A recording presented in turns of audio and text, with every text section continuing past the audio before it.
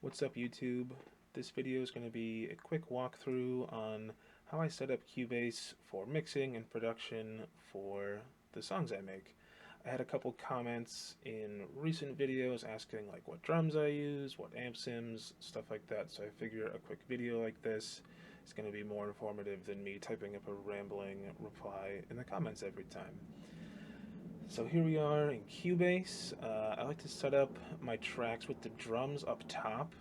That way it's easier to kind of get your bearings by looking at like the actual MIDI notes here and kind of figuring out where you are in the song. Starting out with drums, I'm running two separate instances of mixed wave plugins. There we go, and I'm kind of just deactivating the samples that I don't want to use. This is the Gojira one. For this one, I like the snares a lot. All the snares are good, but I like this one especially. Nice and cracky, but not like in a weird way. I've also got the kicks active. This is my favorite ride cymbal I found so far. The bell is it's nice. It cuts through the mix. It's a little bit ringy. One total amateur move I'm doing with drums is I'm not doing like specific routing, like multi-routing or whatever you call it. I fucked around with it for a bunch in Contact and couldn't get it to work the way I liked it. So I'm routing everything through the one channel, which I know is amateur. But to be honest, the mixed wave stuff is good enough mixed out of the box that I don't really feel a need to. If I were to do that, which I definitely should someday, I would probably find a way to chill out on some of like the room mic or some of the ringiness on the ride. You'll be able to hear it here, but it's just like it's filling up a lot of extra space that it doesn't really need to. So maybe down the line I'll trim that out. But for now, I like it quite a bit. Nice ride cymbal. Was never a fan of the toms so much on the Gojira kit, so I've deactivated those. Kept the Chinas. And then down here, I have the J. Weinberg kit. From this one, there's like a zillion snares. I believe this is the Crucible. I don't know why it doesn't tell you which sample you have loaded. So, note for mixed wave people, figure out why the check marks don't work in your sample loading option here. But I believe this is the Crucible. Yes, it is.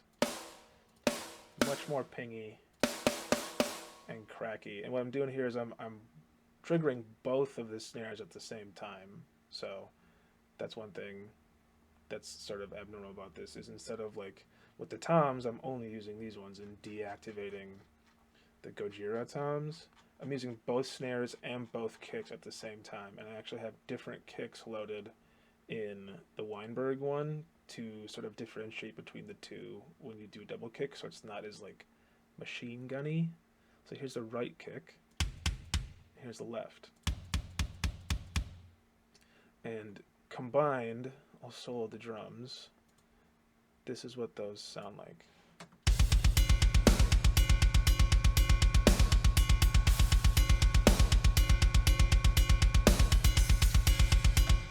You can kind of hear what I'm talking about there with the ride bell. I love how the bell sounds, but it just, I don't know if you can still pick it up on the YouTube version of this, but it was ringing out for quite a bit there, which is nice. It sounds nice, but it does just kind of crowd stuff a little bit. So maybe someday I'll figure out how to fix that. But yeah, that's just about it as far as the drums go. No additional processing on the drums at all. Oops. I do mess around a little bit with like I had adjusted some of these levels in here just to get the right blend of like kick and snare between the two mixed wave plugins here. You see like I boost the toms here a little bit, I elevate that snare, I have kind of like a different balance between the kicks in these mics. I honestly haven't messed with this stuff in forever. Probably like it's been like 4 or 5 songs since I changed any of the drum stuff at all, so I don't really remember why I did a lot of this stuff, but I think it sounds alright. So that's the drums setup. Moving on to guitars. Usually I have one channel here in Cubase that I do all my recording, like all my takes on. I'll usually mute it, or I guess not usually mute, but I won't have it monitoring, and then I'll monitor some other guitar channel that I actually want to hear. So that way I can adjust the level and whatnot of what I'm hearing when I'm recording without adjusting the actual level applied to the takes itself in Cubase. So I'll do usually, a bunch of takes through this channel, find ones that I like, and drag them down. Like you can see in the names of these chunks of audio here, like these are all the different takes from this channel. Yeah, so this channel is just used for recording. The actual like plugins on here don't really matter. Move into the actual guitars themselves. It's quad tracked and it's 4 different performances, one for each track. That was one thing that I was doing wrong for a long time, is I would just like do one performance and pan it into each channel.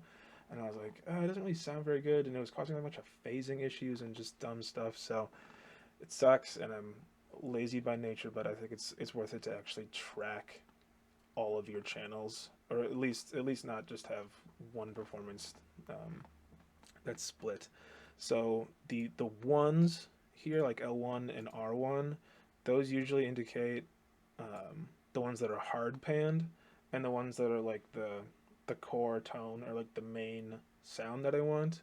And then the 2 left and right are usually going to be panned a little bit in, and those are usually going to be like weirder or less standard or good sounding tones on their own. Like if I want to do like a chainsaw thing, or have like a much thicker, like bass heavy tone that wouldn't really sound good on its own.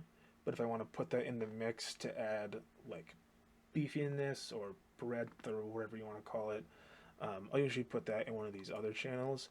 I also have 2 different plugins you can see here. I have Line 6 Metallurgy Doom, and I'll go into the plugins in depth here in a minute. On the left one here, and then I have Gojira from Neural DSP on the right one. And that's another thing with how I set up the channels, is the ones are always the same plugin, almost always the exact same preset. Sometimes I might tweak like a little bit of like the knobs on whatever amp sim or anything like that, but they're almost always the same general sound. Then if I want to have 2 different ones, I'll do them in here and then pull them closer from a pan standpoint, so they're not fully panned all the way left and right. That way having really different tones in the mix is possible without making it sound like weird or unbalanced. Like if I wanted like one like beefy tone like I have in the Doom here, and then one like chainsaw or something, it would sound kind of goofy if I had them both panned super hard, so I can kind of pull them in a little bit, and still get pretty wild with this sort of like accentuating tracks, as opposed to like the backbone tracks, which would be the ones. So walking through these, I should probably solo these before I get in here. So on both of these, actually I think on all 4 tracks, I have an instance of Metallurgy from Line 6 Modern with just the caliper drive. Nothing else, like everything else is turned off. And this is the Horizon Devices precision drive copy they have here.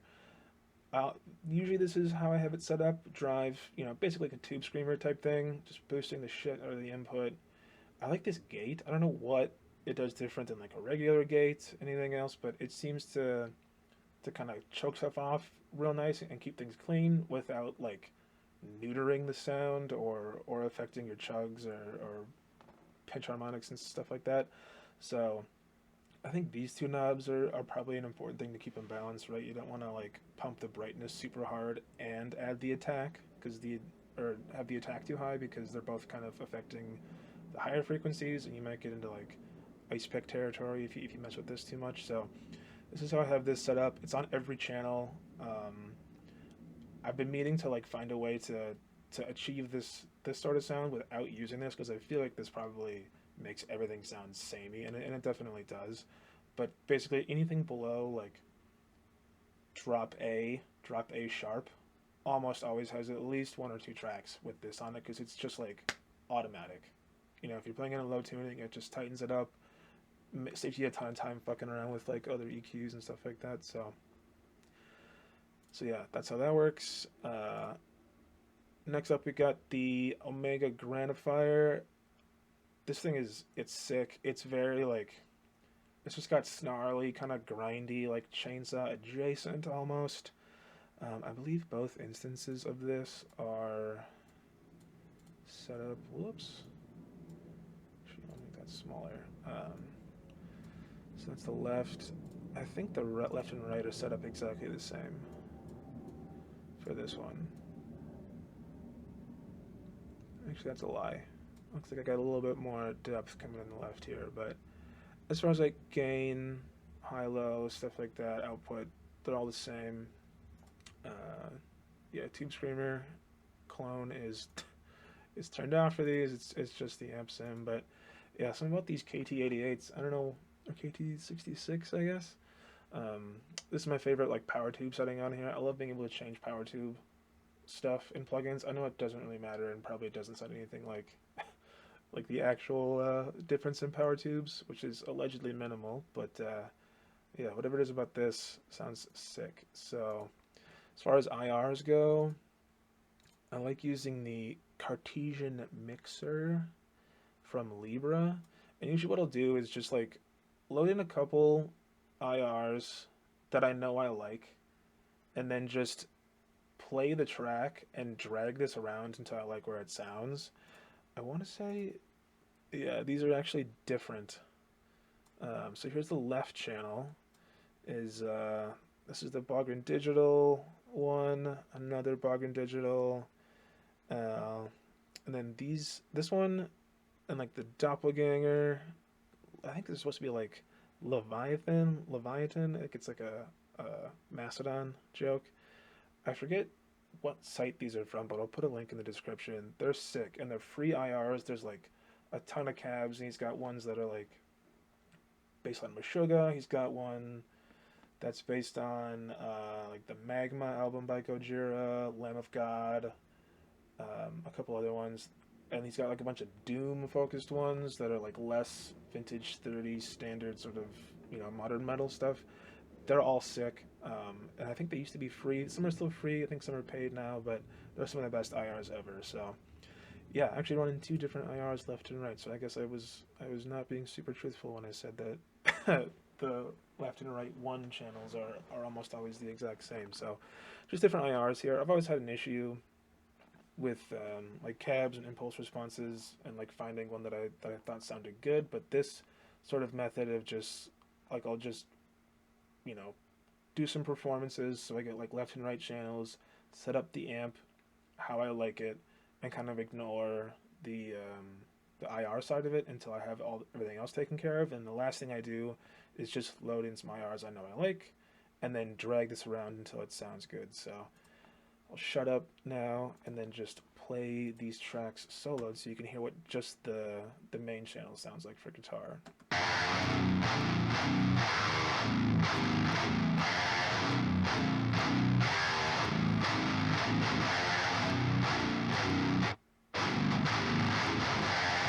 So on its own, pretty thin and scratchy, and probably nothing anyone would ever just put out on its own. But that's why I like having four channels or four channels for guitars, because you can kind of do other stuff and fill out the tone altogether. So for the left side of the like additional channel, like the extra character channel, is this orange plugin, also from the Line 6 Metallurgy thing. Even with the same like caliper drive, precision drive knockoff clone here, I still had to just put the bass on 0 for this to sound like decent in the mix. Put the mids all the way on 10, and treble also pretty high. Kept the master pretty low. But yeah, kind of a weird setup with the EQ on its own, but I think it kind of complements how the grindy, like gross, scratchy stuff from the Grandifier channels work. So this is what the Mandarin sounds like on its own.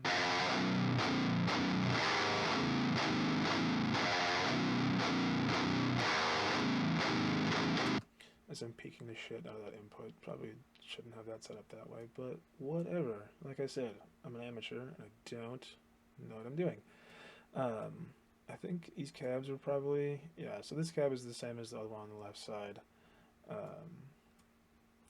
So yeah, and then on the right side, I've got Archetype Gojira. Also, not running any of the like the preamp stuff, just the amp itself. Gain super low because the gain is fucking insane on this plugin. Master is pretty low. That's a tip for you out there. Keep your master volumes low on your plugins because it gets flubby and sort of inarticulate really fast. If you, especially on this one, if you increase the master too much. So add a little presence on there. I like that using the caliper drive for metallurgy because it allows you to keep the depth um, knob here pretty high. Usually, if I was just trying to like use this overdrive to scoop out the lows in the beginning, I would also kind of back the depth off a little bit. But I think keeping this up here is a nice benefit of using the other sort of preamp like overdrive plugin. So here's this channel by itself.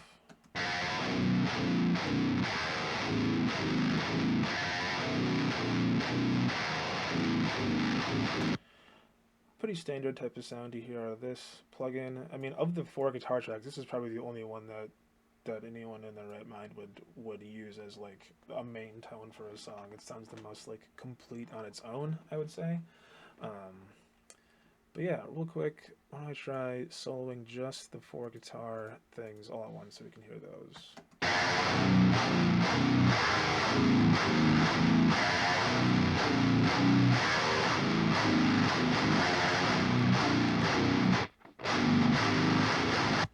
There we go. Let's see. Probably the last couple notes on the guitar processing. So all 4 of these guitar channels route through this strip here in Cubase. I've got this like stock stereo enhancer plugin. Honestly, can't tell you what it really does. It just kind of sounds better when it's on. I don't really know, like I said, the physics of what it's doing, but here's what it is with it.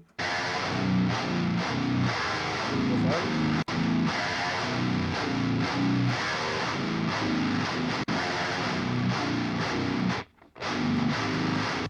Probably not much difference if you're not using headphones or like monitors or whatever, but I think it sounds better. So it's been on for like the majority of my recent songs. So the main thing here with this routing is the point of routing it through this channel is that if I want to apply an EQ or something to every guitar channel, I don't have to do it individually. I do want to find a way to see if I can do it with IRs and maybe have like 2 guitar processing channels, one that just runs 2 guitar tracks through one IR thing. I don't know. If that's possible, tell me in the comments or link me a video or something because I am not looking to spend all day trying to find that out on my own. So for EQ, I've got TDR Nova here, which is a knockoff of the one dynamic EQ plugin that costs like $200 that I can never remember the name of. But this is free and it's awesome, and there's a bunch of tutorials out there on it that are going to be more in depth than this is. But basically, I'm not using a high pass, just a low pass. Instead of a high pass, I'm using this first channel here, and basically just ducking out the lows when the input level is too high. So actually, I'll play the guitars and so you can see what this is doing to the guitar bus.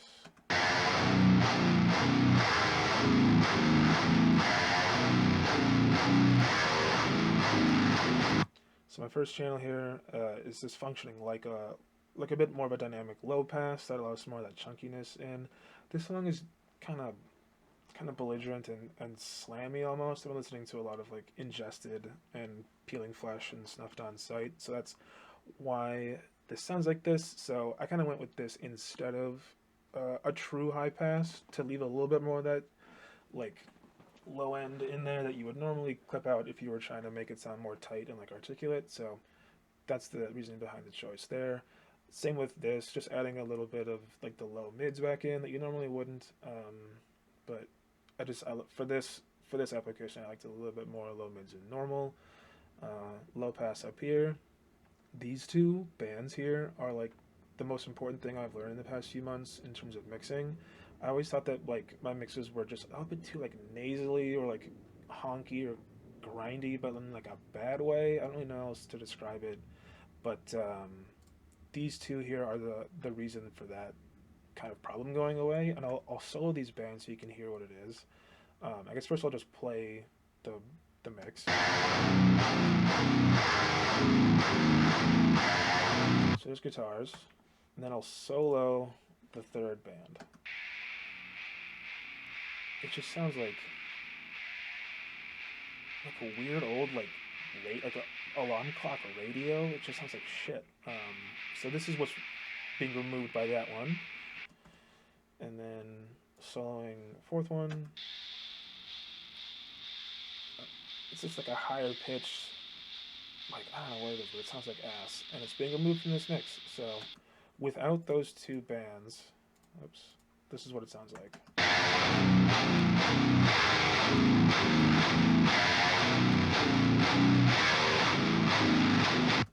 And in a mixed context, that just gets, whoops. Wait a minute, what was I doing there? Whatever. It just doesn't sound good without those.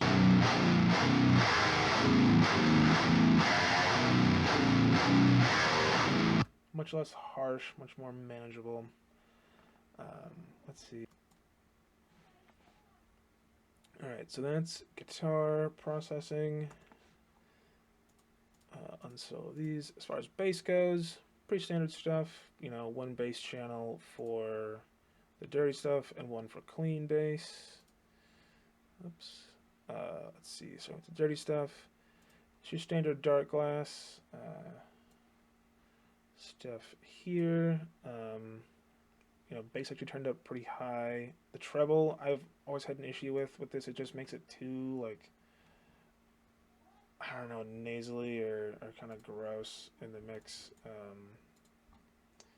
You keep the treble down, mid's pretty up high. The TDR Nova instance here is basically just to cut out the lows, because this is the dirty bass channel, so you don't want your lows like causing a problem.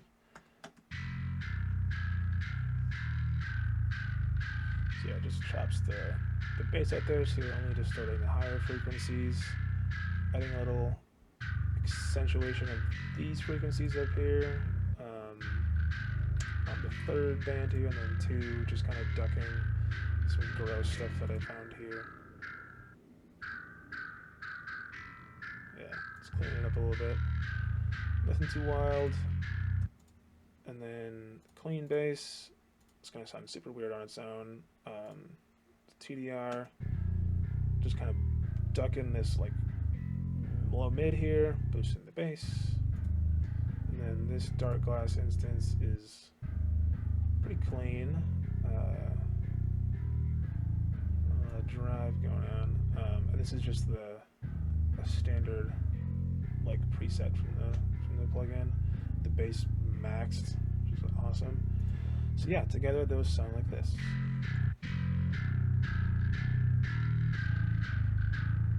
Overall, not too bad. Let's see. As far as like the rest of the shit, there's a bass drop in this song, which I just used the Prologue synth for, which is I think a Cubase standard thing. 2 sine waves and a square wave.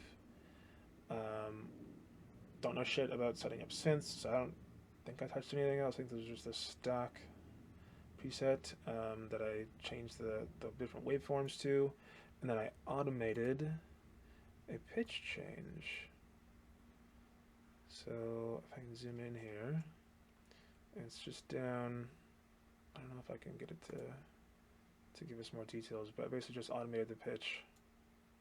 Let's see if I can play it solo. I